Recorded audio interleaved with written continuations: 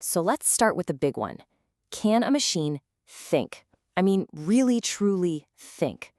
It's the question that basically kicked off the entire technological revolution. And today, we're going right back to where it all began. All right, we are diving deep into the origin story of machine intelligence. And you know, it pretty much all comes back to the incredible vision of one guy, Alan Turing. But hang on, before we get too far ahead, let's just get on the same page. What even is artificial intelligence? Well, at its heart, AI is all about making computers do stuff that usually requires human smarts. You know, things like reasoning, learning from mistakes, figuring out what things mean. This is basically the foundation for everything we're about to talk about. So, our story doesn't start with a microchip or some fancy new computer. Nope. It starts with an idea. We've got to go back to the middle of the 20th century to a British logician who was the first person to really formally tackle the question of machine intelligence. And get this, long before anyone had even built a physical computer, Turing had already imagined its perfect theoretical version. And he wasn't just thinking about a fancy calculator. No, this was a blueprint for a machine that could, well, pretty much do anything. So you're probably wondering, how did this universal machine work in his head? It's actually kind of beautiful in its simplicity. Just picture this. You've got this super, super long strip of paper, like infinitely long. That's your memory. Then you have a little scanner that moves along the tape, reading symbols, writing new ones, or erasing them. And here's the kicker. The instructions for the scanner, the program itself, are also written right there on that same tape.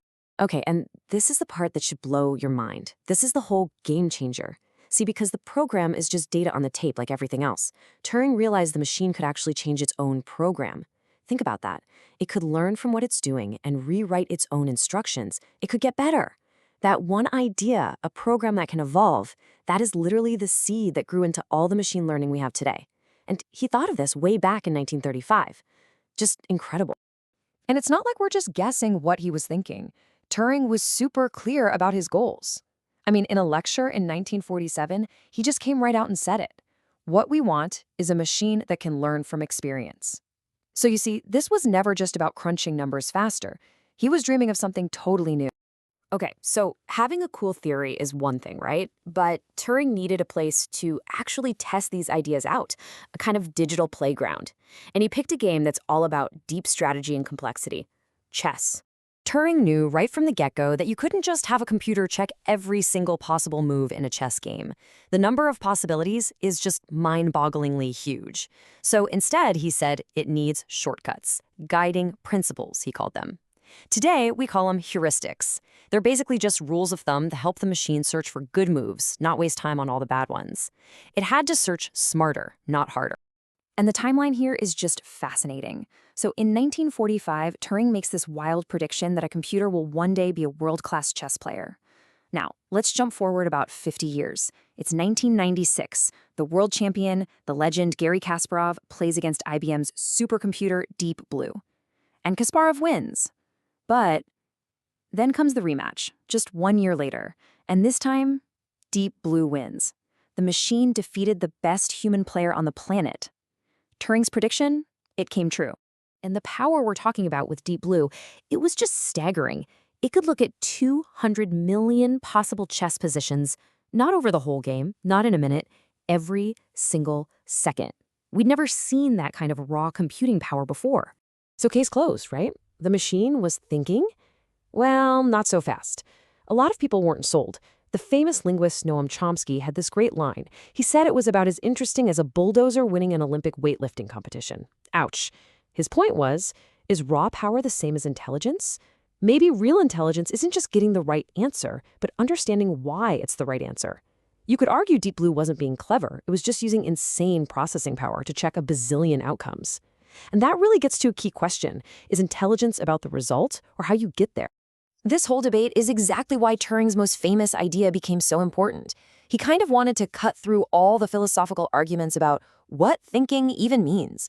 So he came up with a practical test instead. He called it the imitation game. We know it today as the Turing test. All right, so how does this test actually work? It's pretty simple, really. You've got 3 players, all separate so they can't see each other.